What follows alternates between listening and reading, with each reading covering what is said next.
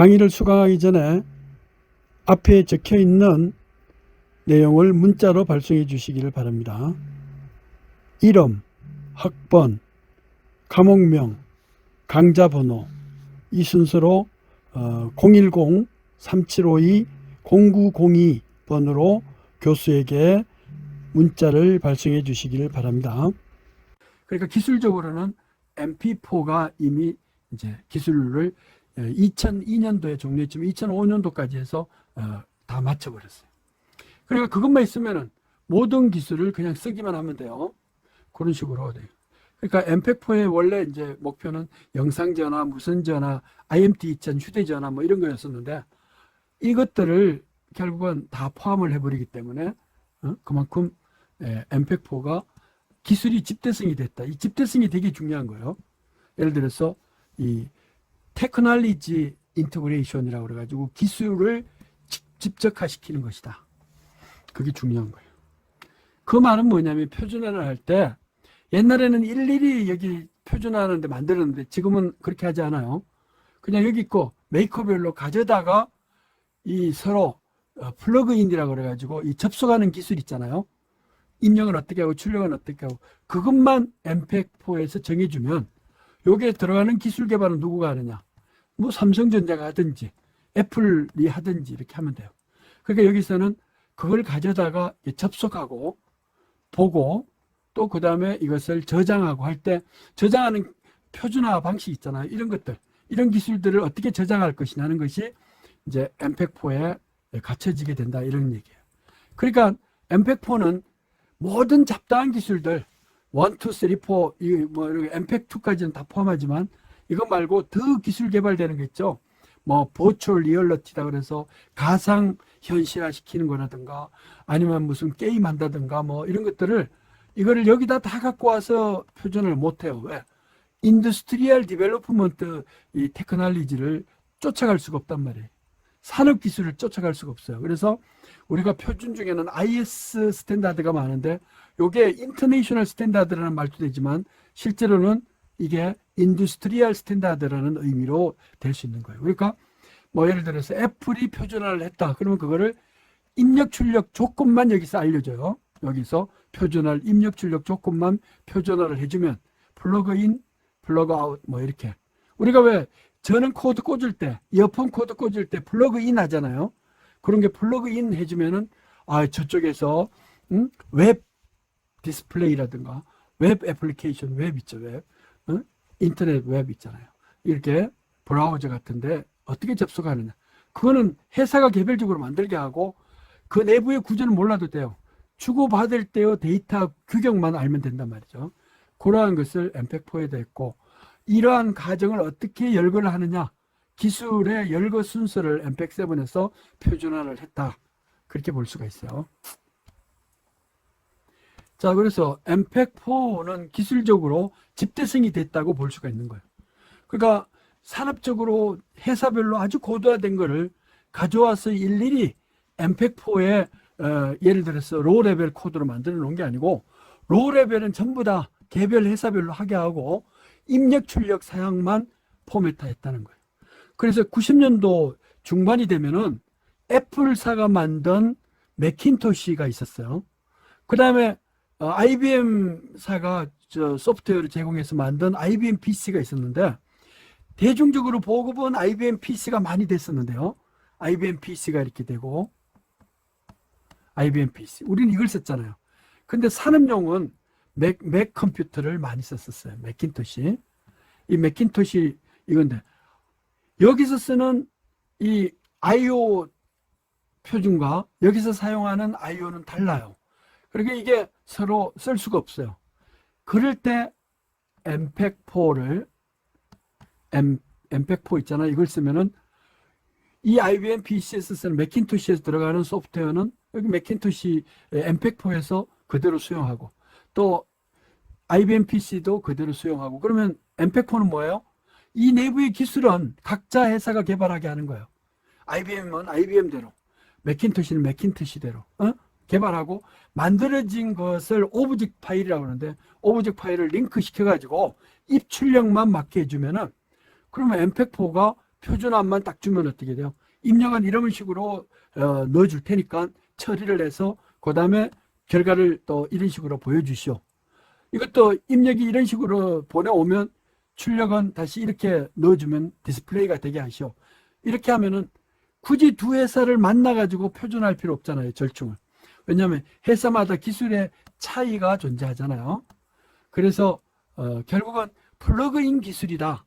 엠팩4는 그렇게 보는 거예요. 플러그인. 모든 것은 각 개별 회사들 있잖아요. A, B, C의 회사가 있으면 어떻게든지 엠팩4는 이렇게 플러그를 시켜줘요. 이렇게 처리를 하고. 그래서 나오는 결과 있잖아요. 이 결과가 여기 오면은 이 디스플레이를 이런 식으로 여기서 하면 되는 거예요. 또 데이터가 이제 유저가 데이터가 이렇게 있으면 이 데이터도 여기에 A에다 보내줘 가지고 또 B에다 보내줘 가지고 또 해당되는 C에다 보내줘서 처리된 거 오면은 하면 되잖아요. 그러면 이 A가 갖고 있는 기술, B가 갖고 있는 기술, C가 갖고 있는 기술 우리가 알 필요 없죠. 터크레만 주고 쓰면 될 거 아니에요. 자, 그래서 이제부터 이런 애플리케이션 툴의 개념으로 사용한다는 게 툴이라 그래요. A 회사는 농작물을 잘 관리하는 그런 소프트웨어고, B 회사는 자동차를 잘 만드는 기술이고, C 회사는 비디오 게임을 잘 만드는 회사인데, 굳이 이 전 세계 표준을 한다 그러면서 이걸 다 가져와서 엠팩4에서 표준하면은 100년이 지나도 이 기술, A 기술, B 기술, C 기술을 못 쫓아간단 말이에요. 또 이렇게 해버리면은 A 기술의 기술을 보편화시켜버리기 때문에 평준화시킨다는 거죠. 그러면 A를 못 따라가요. 자, 그래서 우리가 여기서 아주 사회적인 구조를 잘 알 수 있는데, 여러분들이 졸업하면은 삼성에 들어갈 수 있고, 이거 삼성이라 그러고, LG라 그러고, 여기는 롯데다, 뭐, 이런 게 있으면은 자기가 들어가고 싶은 회사가 있잖아요. 근데 사실 그게 아니죠. 아무 데나 시험 봐가지고 학교 가면은 들어가고 싶은 데도 있겠죠. 대기업이다. 그럼 그렇게 들어갈 거 아니에요. 근데 이렇게 시험 볼 자격을 달라는 거예요. 왜? 그게 대중이나 국민들한테 공평한 기회균등이 아니냐 그런데, 그런 일반적인 회사 사람들을 뽑아가지고는 이 회사들이 다 망해버려요. 근데 국가에서 정책적으로 그렇게 하라 그러니까 할 수 없이 일반 사람을 뽑아다가 어떻게 해요? 어느 정도의 퀄리티만 되면 기술을 가르쳐 가지고 뭐 예를 들어서 롯데에서 자회사 그 사원으로 하고, 삼성의 기술력을 만들고, LG의 기술력을 만들고, 그래서 대기업마다 고유한 그 기술 자격증들이 다 있어요. 그러니까 대기업이 들어가면 그냥 오는 게 아니고 부지런히 노력해가지고 그 회사마다 라이센스를 따요. 그 여기서 딴 회사 롯데에서 땄다 그러면 어디 나가지는 않을 거 아니에요. 삼성에서 땄다 그러면 삼성 이외에서는 인정 안 해주니까 LG에서 땄다 그러면 LG만 인정해 주겠죠. 이런 식으로 할 수 없이 기술을 개발하면서 가르쳐 가지고, 그래서 그 회사에서 필요한 인력을 하는 거예요. 그거하고 똑같이 요즘은 이렇게 엠팩4가 있으면 엠팩4는 뭐 엠팩1, 2, 3를 다 수용을 해요. 이걸 1, 2, 그 다음에 JPEG, 다음에 그 HDAT 뭐 이거 다 이렇게 수용을 하는데, 더 첨단화되어 있는 개별 회사들은 그렇게 하지 않고 이 기술을 갖고 와서 처리해서 보내준다. 이런 기술로 다 해요. 그러니까 이렇게 놓고 나니까 아주 표준화하기가 쉬워요. 그죠? 왜냐면 여기가 주력하는 것이 입력 사양이 어떻게 되고, 그 다음에 출력 사양을 어떻게 보내줄 것이냐. 이게 입력을 주면 출력이 올 거 아니에요. 여기 입력을 주면 또 출력이 올 거죠. 또 여기 입력을 보내주면 출력이 올 거잖아요. 그것만 표준화해서 보내주면 돼요. 그러면 여기에서 처리된 결과만 이렇게 디스플레이를 해주면 돼요. 만약에 이 회사를 우리는 개별 서버를 갖고 있다. 서버를 갖고 있다 그러면 이 회사들은 마치 이걸 클라우딩 컴퓨팅 하는 것처럼 돼요. 그러니까 여기는 메인 후레임이라고 그러는데, 이런 메인 컴퓨터들을 갖고 있어가지고 이 일일이 개별 유저가 처리 못하는 거를 데이터만 쫙 보내주고 처리해가지고 오면은 되게 고속으로 되죠. 이런 컴퓨팅, 즉 처리 방식을, 컴퓨팅은 컴퓨터 하는 방식이잖아요. 이거를 클라우드 컴퓨팅 기술이라고 이야기를 해요. 그래서 요즘은 전부 클라우드 컴퓨팅 기술로 처리를 한단 말이에요. 하다못해 여러분들이 휴대폰, 스마트폰 쓸 때, 스마트폰을 쓸 때 어떻게 하나요? 만약에 스마트폰이다. 스마트폰을 쓸 때 이걸 만약에 번역을 한다 그러면 어떻게 돼요? 번역. 구글 번역이다 그러면 이 구글 번역을 할 때 절대로 이 자체에서는 못 돌려요. 즉 번역을 하면은 목소리를 넣어주잖아요. 여기 마이크에다가 목소리를 넣어주고 그 다음에 이거를 포맷에 맞게 이 구글이라는 본사에다가 보내줘요. 그러면 처리해가지고 금방 처리해서 데이터가 번역된 게 오면 그거를 여기에 디스플레이라든가 아니면 스피커라든가 이런 데다가 이렇게 연결을 시켜주는 거예요. 요 작업을 하는 것이 바로 엠팩4다. 엠팩4. 요즘은 전부 다 이런 것으로 표준을 해버려요. 그러니까 아무리 기술이 발전하더라도 구글이 발전시켜주면 되는 거지 엠팩4가 발전할 필요 없죠. 그 입력 출력의 데이터만 로 데이터 아주 기본 데이터 있잖아요. 이것을 텍스추얼 데이터라고 하는데 엠팩의 텍스추얼 기본 데이터만 쫙 보내주면 처리 가공해가지고 그 처리된 결과가 오면 그걸 풀어가지고 디스플레이를 하게 해주면 되잖아요. 그러니까 이거는 엠팩4의 플러그인 기술만 갖고 있으면 되는 거예요. 그래서 그렇게 표준화하는데 어렵진 않죠. 왜 사전 지식이 필요하냐면은 이제는 너무 사회가 이렇게 고도화되어 있기 때문에 그래요. 고도화. 뭐 A라는 시스템, B라는 시스템, C라는 시스템, D라는 시스템. 그리고 여기는 번역기가 있고 이거는 뭐예요? 통역기가 있고 또 여기는 전화기가 있고 여기는 뭐예요? 게임기가 있고 뭐 여러 가지가 있으면 이걸 여기다 MP4에서 전부 다 핸들링 할 수가 없어요. 그러니까 여기는 단지 보내고 받는 아주 기본적인 로 데이터만 결국은 표준화해 가지고 주고받으면 돼요. 그래서 처리된 것만 잘 여기 디스플레이를 해주면 되는데 출력 내고 입력 받고 하는 요것만 표준화를 해주면 된다. 그러면 골치 아프게 뭐 엠팩 1, 2, JPEG처럼 일일이 얘가 알아서 안 해도 되죠. 그리고 앞으로 더 미래 기술 개발도 너는 너가 알았어. 또 B는 B가 알았어. 게임은 게임이 알았어. 이렇게 하면 될 거 아니에요. 자, 이게 이제 요즘 세계적인 표준화 방식이에요. 그래서 이렇게 되면 어떻게 되나요? 기술 개발, 기술 발전, 실현은 그쪽 회사로 하는 거예요. 그래서 그런 중에 하나가 또 뭐 있어요? 엠팩4다. 엠팩4가 있으면 그 4가 이렇게 있으면 이게 유튜브 같은 거, 유튜브가 이렇게. 그러니까 어떻게 돼? 이게 있으면은 내가 동영상을 올리고 싶다 그러면 이 로 데이터만 쫙 보내주면 돼요. 그러면 여기에 서버에다가 올려가지고 그 올린 결과를 딱 보여주고 그렇게 하면 보고 싶다 그러면 보내준 거 플러그인된 데이터 IP랄까 뭐 이거 보여주면 돼요. 여기 오를 때 역시 포맷으로 이렇게 오면 되죠. 그럼 여기서 디스플레이를 보면 될 거 아니에요. 그래서 그 가공 기술 자체를 기본적으로 뭐 오디오나 비디오 압축하는 건 엠팩에서 하겠지만은 나머지 응용되는 방송을 한다든가 뭐 이런 거는 개별 회사가 하게 된다는 거예요. 그러니까 요즘은 개인 방송국을 설립하는 것이 되게 용이해져 버렸죠. 옛날에 라디오 방송 하나 만드는 것도 돈이 많이 들어갔어요. 뭐 100억 원 정도가 있어야 된다고 그러고. 텔레비전 방송을 만들려면은 한 1000억 원 정도가 있어야 된다고 그러고 막 그랬어요. 그래서 국민 주주도 만들고 신문사 하나 만들어도 몇십억 원은 있어야 된다 막 그러고 했어요. 또 가입자도 있어야 되고. 근데 요즘 그럴 필요가 없죠. 그냥 내가 신문사 개설하고 싶으면 사이버로 서버를 갖고 있는 이런 유튜브 이런 데다가 요청을 하면 돼요. 그래서 로 데이터만 쫙 보내주면 거기서 올려주고 그 결과를 디스플레이를 딱 이렇게 디스플레이에다가 표시해주면 되잖아요.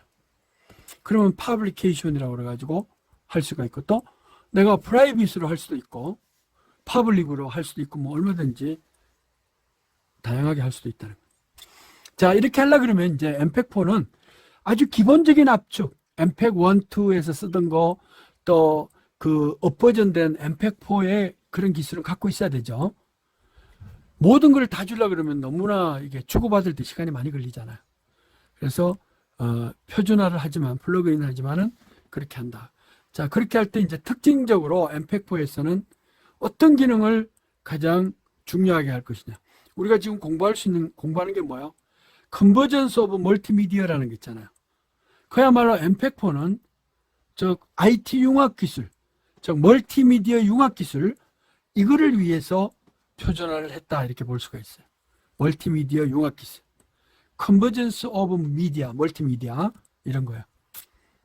왜냐면 미디어를 집대성하는 거니까 결국은 멀티미디어를 집대성하는 거잖아요. 미디어가 한 개만 있는 게 아니니까요. 자, 그래서 이거의 뭐 이제 특징적인 이 functionalities 해가지고 아주 기본적인 기능이 그거예요. 컨텐츠 베이스드 인터랙티비티. 뭐예요? 컨텐츠 베이스가 뭐예요? 예를 들어서 유저가 갖고 있는 가공 안 된 데이터를 우리는 로 데이터라고 하는데, 그런 유저가 갖고 있는 로 데이터를 받아가지고 그런 컨텐츠를 받아서 합성해서 가공해가지고 주든지, 아니면은 그냥 있는 그대로 압축해서 주든지, 이렇게 처리를 할 수가 있어야 된다. 이런 것이 이 세 가지로 컨텐츠 베이스 멀티미디어 데이터 액세스 툴, 데이터를 어떻게 처리 가공할 것인지, 또 어떻게 돼요? 이 결국은 컨텐츠 베이스드 매니플레이션 앤드 신세틱 데이터, 이 뭐죠? 이 조작도 하고 합성도 해요. 조작 합성은 뭐예요? 임의적으로 그냥 쓰면은 용량이 많으니까 필요한 것만 빼가지고 한다든지 하는 것이 manipulating and synthetic이라고 그래요. 합성 가공에는 그 코딩 기술 이런 거를 써요. 물론 엠팩 1, 2에서도 어느 정도 하긴 했지만 여기서는 좀 더 아주 최신 기술을 써가지고 압축 가공, 합성, 조작 뭐 이런 조작을 나쁘게 하는 게 아니고 필요에 의해서 핸들링 한다는 그런 얘기예요. 그 다음에 기본 내추럴 기술하고 신세틱 기술을 하이브리드로 해서도 보내줄 수 있어요. 그러니까 이렇게 보면은 우리가 영상을 보면은 기본 영상이 이렇게 있고, 노래방에 가면은 이렇게 글씨가 막 나오죠. 노래 가사가 나오죠. 이런 텍스트는 뭐가 돼요? 가사 이거 나오는 거는 합성이고, 원래 이게 화면 나오는 거 있죠. 동영상 나오는 거는 그거는 내추럴 그 씬, 내추럴 비디오가 되잖아요. 내추럴 비디오에 여기에 뭐 글씨를 쓴다든가 또 모형을 넣는다든가 뭐 이런 거를 함께 할 수가 있죠. 실제로 같이 있으면 잡아먹히는 동물원과 사람과의 역할을 할 때는 동물원 애니메이션으로 넣고 사람은 진짜를 넣고 뭐 이렇게 네이처 씬하고 버추얼 씬을 같이 넣어가지고 이걸 신세틱 비디오라고 그래요. 이런 걸 넣어가지고 이렇게 가공할 수가 있잖아요. 이러한 것이 오늘날 현대에서 아주 필요한 것이다. 누구가? 엔드 유저 있죠. 우리 엔드 유저. 그러니까 유저라는 게 되게 중요해요. 유저. 사용자 중심을 만들어야 된다는 거예요. 그러니까 비디오만 가공하는 거를 엠팩 1, 2에 썼는데, 보니까 그게 아니고, 그게 만화 같은 애니메이션도 넣고, 또, 버추얼 리얼리티라고 그래서 가공된 것도 합성된 것도 넣고, 이런 것이 필요하다. 그런 얘기. 그런 것이 될 수 있도록 하는 압축 가공 기술. 그걸 우리는 이 컨텐츠 베이스드 인터랙티비티라고 그래요. 또 두 번째 이제 역점을 드리는 게 이 컴프레션 에피션시예요.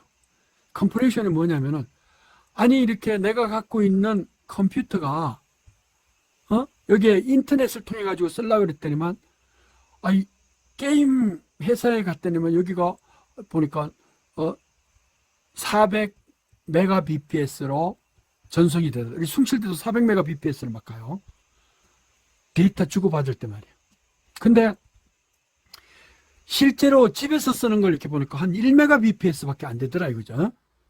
1mbps, 이거 비트 파세카는 뭐냐면 1초당 1mbp만큼 이렇게 보내주는 거예요. 여기다가 실어서 보내니까 거기에 안방, 건너방, 뭐 동생, 뭐 이렇게 다양하게 쓰니까 이거 혼자서 못 쓴단 말이에요. 용량이 부족해요. 그렇게 이렇게 로우 비트 레이트로 이렇게 쓰는 것들을 이거를 또 하이 비트 레이트로 이렇게 쓰는 시스템일 때하고 로우 비트 레이트 할 때 그때마다 다르게 이렇게 쓸 수가 있어야 될 거 아니겠어요? 그죠?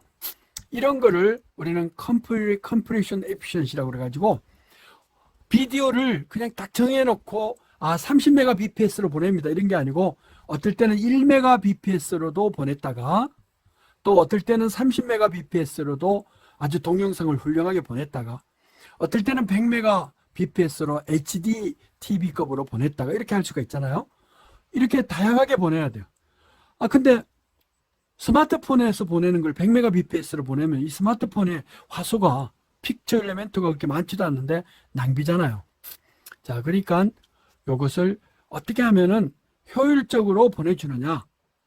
그때그때마다 메모리 디스크 사이즈라든가 전송 네트워크 사이즈라든가 이런 것들 데이터를 많이 쓰면 비용 많이 나오니까 이걸 전락해가지고 더 압축해서 보내면 되겠죠.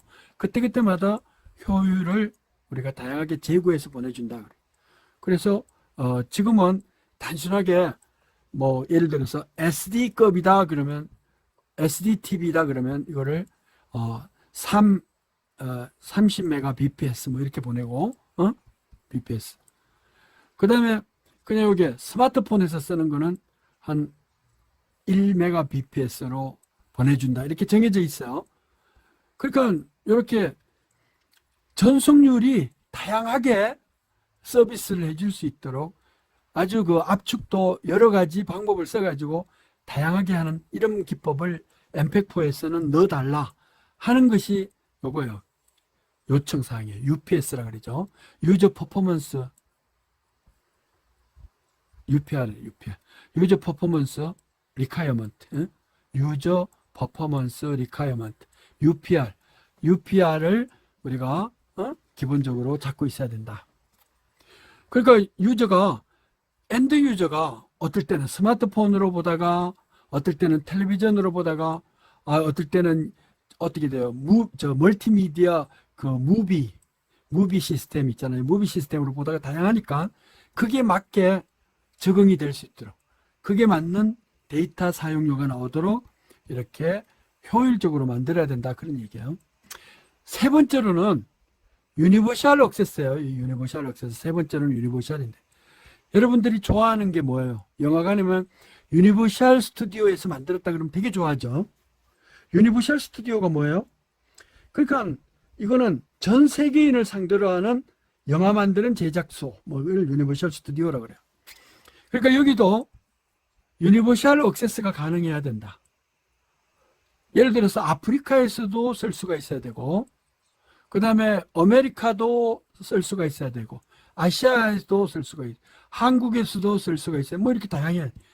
지역이라든가 또 시간에 무관하게. 그게 잠자는 시간이라고 그래가지고 안 틀어주면 안 돼요. 또 남녀노소, 연령에 무관하게 남녀노소 이런 것들을 전 세계인들을 전 세계 지역을 상대로 전 세계 시간을 상대로 이런 것들을 유니버셜 액세스라고 그런다는 거예요. 그러다 보면 저 천둥 번개가 치는 지역도 있고 막 그러잖아요. 그러니까 이런 데 지나가면 에러가 있을 수가 있는데 이것을 에러프론 인바이러먼트, 에러에 강인한 그런 로버스트니스 에러 그런 것도 만들어야 되고 또 이 컨텐츠도 그 스케일러빌리티라고 그래가지고 예를 들어서 아프리카에는 30인치가 최대로 크다. 그죠? 여러분들 자취방에서는 50인치가 제일 크다. 근데 보통 아파트에서는 75인치가 아주 보통이다. 그러면 어떻게 해요?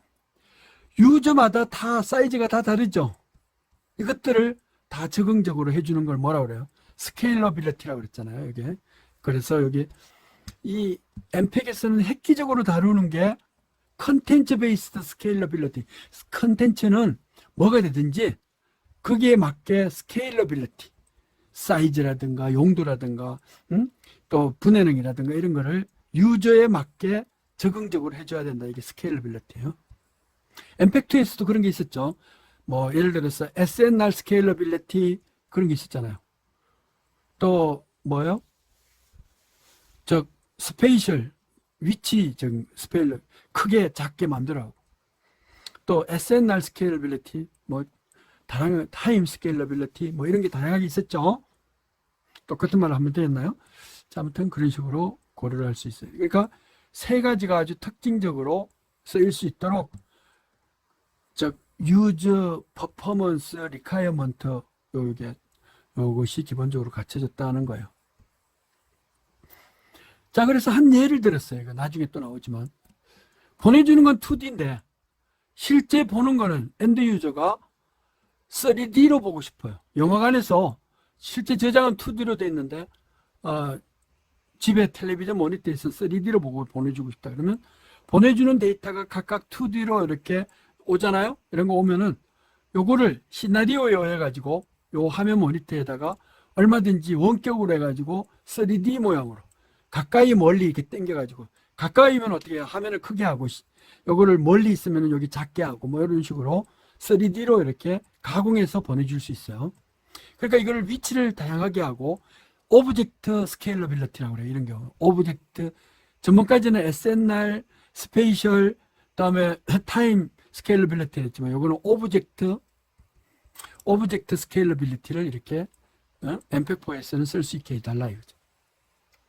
자, 이렇게 하는 과정을 우리는 엠팩4에 설계하는 과정을 세부적으로 하려고 그러면은 한 1년 동안 또 수강 더 해야 돼요. 아니면 요번 학기 종료를 못 한단 말이에요. 그래서 엠팩4는 기술 개발 같은 거는 개별 아주 첨단화된 회사들 맡겨요. 스마트폰 기술, 그냥 애플이라든가 삼성에다가 맡기자. 그 다음에 클라우드 컴퓨팅 하는, 이거 그냥 선웍스테이션에다 맡기자.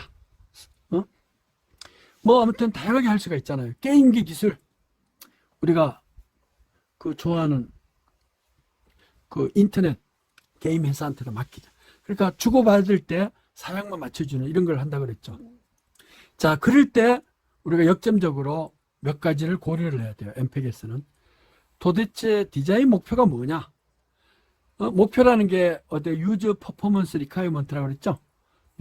이게 있어야 되잖아요. 앞에서 세 가지 정도를 이야기했지만 그 중에서 유니버셜 액세스, 즉 누구나 아니면은 어느 때 또 아니면은 어디에 쓰든지 뭐 이런 걸 다 할 수가 있어야 돼요. 이런 UPR을 리콰이어먼트를 만족해야 된다. 또 그리고 나서는 end-to-end workthrough라고 그래가지고 이거는 뭐냐면 시나리오에 의해서 다 처리가 되는 거예요. 오브젝트들이 여러 개 이렇게 오면은 도대체 이게 어느 위치에 있는지 모르잖아요. 그래서 한 화면을 할 때 한 장을 딱 보내주는 게 아니고 1번 오브젝트, 2번 오브젝트, 3번, 4번 이렇게 해가지고 1번은 어느 위치에 있어서 사이즈가 얼마고 또 동영상으로 돌아가고 이건 두 번째는 정지영상으로 돌아가고 뭐 이런 것들을 알려주는 거예요. 그래서 이런 시나리오에 근간을 둔 이런 작업을 하게 만들어주는 거예요. 그러니까 스크립트나 시나리오가 없으면은 디스플레이를 할 수가 없어요. 오브젝트들별로 막 오니까 어떻게 돼요? 이게 뭐 사진 오고 글씨 오고 뭐 다르게 올 거 아니에요. 그러면 한 화면을 구성할 때 어느 위치 어느 사이즈 뭐 이런 거 다 해야 되잖아요. 또 시간상으로 변화가 있는지 없는지 뭐 이런 걸 그런 것들을 나타내 주는 거를 우리는 워크스루라 그래요. 이거를 시나리오예요. 시나리오 알겠죠? 시나리오의 기본이 된 그런 전송 기술이다. 또 두 번째로는 터미널 아키텍처라고 그러는데 이 터미널 아키텍처는 다양하게 오는 것을 재구성할 수가 있어야 돼요. 재구성. 시나리오에 따라 가지고 크기가 얼마를 하고 분해는 얼마고 그 다음에 겹치게 하고 투명하게 하고 뭐 이런 것들을 해야만이 화면이 구성이 될 거 아니에요. 왜 개별적으로 올 거니까 그죠? 이런 거 오브젝트들 있잖아요. 응? 뭐 사자도 들어가 있고 사람도 들어가 있고 숲도 있고 뭐 그러면 숲은 사이즈가 어디고 위치가 어디고 시간별로 어떻게 바뀌고 컬러는 어떻게 되고 뭐 이런 걸 알려 줘야 되죠. 자, 그런 거를 재구성할 수 있는 엔드 유저 터미널이 만들어져야 된다는 거예요. 자, 이렇게 하려고 그러면 회사마다 이 개발된 게 다르겠죠. 이 회사마다. 그래서 엠팩에서는 기술, 세부적인 기술 개발을 전부 다 툴이라 그래요. 툴. 그래서 툴이, 여기 봐요. 툴이 몇 가지로 돼 있어요. 시스템을 핸들링하는 시스템, 뭐 전송이라든가 이런 걸 하는 시스템 툴이 있고, 그다음에 디스플레이를 현장을 하는 비주얼 툴이 있고, 오디오를 어떻게 소리를 가공해서든지 이렇게 하는 스테레오로 할 건지, 아니면은 5 채널로 해가지고 앞에 스피커 3개, 뒤에 2개를 놓는 이런 방법을 하든지, 또는 DMIF다 그래가지고 이 DMIF 자체는 멀티미디어를 어떻게 하면은 잘 전송할 수 있느냐. 전송되어 온 것을 다시 합성을 해야 되죠. 왜냐면 한 비트 단위로 줄이 쭈르륵 써서 오는데 시리얼 인포메이션인데 이거를 패러렐로 바꾼다든가 뭐 해야 돼요. 그런 방법. 또 이거 외에도 다양한 어떤 툴이 들어가겠죠. 또 이거 외에도 프로파일링, 레벨 뭐 이런 거 분석해내는 게 있어야 돼요. 또 이걸 설명하는 랭귀지가 필요해지겠죠. 워크스루 뭐 이걸 분석해 가지고 어느 위치에 어떻게 하고 타이틀은 어떻게 붙이고 이런 것들을 해주는 것이다. 그 다음에 이제 다른 멀티미디어 표준을 엠팩4가 다 수용을 해줘야 돼요. 그러니까 기본적으로 기본 멀티 엠팩1, MP1, 엠팩2 뭐 이게 지다723 뭐 이런 것들이 있었잖아요. 또 H.261, 262, 263 뭐 이런 것들. 기존에 이게 엠팩4가 표준화되기 전에 있었던 표준화 스탠다드, 다른 여러 가지 멀티미디어 표준화도 다 수용을 해줘야 된다. 자, 먼저 이제 오브젝트들 이렇게 하는데 제일 중요한 게 데이터 컨텐츠 베이스드 이피션시, 즉 뭐예요? 전송률 있잖아요. 압축이라든가 이런 게 컨텐츠를 어떻게 하면 압축 가공할 때 전송을 다양하게 하느냐. 여기 보니까 연도가 주어졌어요. 90년도에서부터 2000년도까지 예를 들어놨는데 2005년도에 뭐가 됐어요? 여기가 이제 엠팩4가 돼요.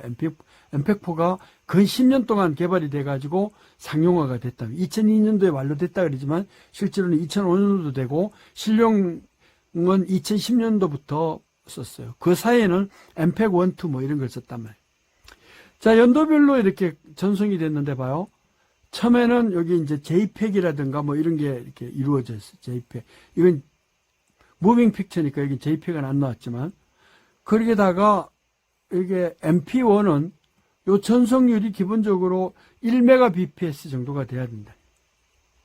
엠팩2는 전송률이 보니까 1메가에서 20메가, 30메가bps 이걸 해가지고 HDTV라든가 디지털 TV, SDTV, VHS 뭐 이렇게 비디오. 엠팩1은 가라오케라든가 게임기처럼 CD. 자, 그래서 엠팩1은 기본적으로 전송률이 1메가bps. 또 엠팩2는 1메가에서부터 이렇게 높은 쪽으로 이렇게 커버를 해요. 그래서 HDTV 해요. 요즘은 UHD도 나왔죠. UHD. 그러니까 울트라 하이 데피니션까지 나왔어요. 그러니까 여기는 엠팩4가 이걸 커버해 줘야 돼요. 엠팩4가. 여기는 전송률이에요. 데이터 사이즈예요. 1초에. 자, 그러면 여기서 보니까 비디오 컨퍼런싱을 하려고 그러면 H.261이 필요해요. 다음에 비디오 폰을 하고 있어 휴대폰이나 이런 거 쓸 때는 또 표준화가 있어요. IMT 2000 같은 거 있어요. 자, 그러니까 이러한 개별적으로 된 거를 엠팩4는 다 커버했어요. 이만큼 여기서까지. 초기에 1998년도 2000년도까지는 엠팩4의 버전 1이었는데 이거 갖고 안 돼요. 그래가지고 버전 2로 해가지고 2002년도에 끝냈는데 그거는 어떻게 돼요? 모든 전송 영역, 저장 영역을 다 아우르는 거예요. 이렇게. 즉 모든 영역을 다 포함을 할 수가 있다. 이만큼. 그러니까 이거는 UHD에도 쓸 수가 있고 HDTV에도 쓸 수가 있고 모바일 폰이라든가 뭐 이런 데도 다 쓸 수가 있어요. 왜? 이 전송률이 다 커버하니까. 그게 2005년도에 완료가 됐고 2010년도부터 이제 상용화 보편화가 됐다. 나오자마자 쓰지는 않으니까. 자, 그래서 엠팩4에 와서 모든 전송률을 하는데 모든 기술을 얘가 다 갖고 있는 건 아니에요. 아주 기본적인 것만 갖고 있고 좀 더 구체적인 거는 그 회사별로 로열티를 주고 가서 사용을 하고 오면 돼요. 그러니까 전부 클라우드 컴퓨팅이라고 그래가지고 서버를 이용하는 거예요. 그러니까 네트워크가 안 되면은 구글 번역이라든가 또 삼성에서 쓰는 게 뭐예요? 하이 빅스비 그래가지고 빅스비라는 비스 시스템이 있어요. 그 비스도 네트워크 연결이 안 되면 할 수가 없습니다. 딱 돼요. 하다못해 와이파이까지는 돼야 돼요. 이런 식으로 할 수가 있어요. 오늘 수업 여기까지 하도록 하겠습니다. 수고했습니다.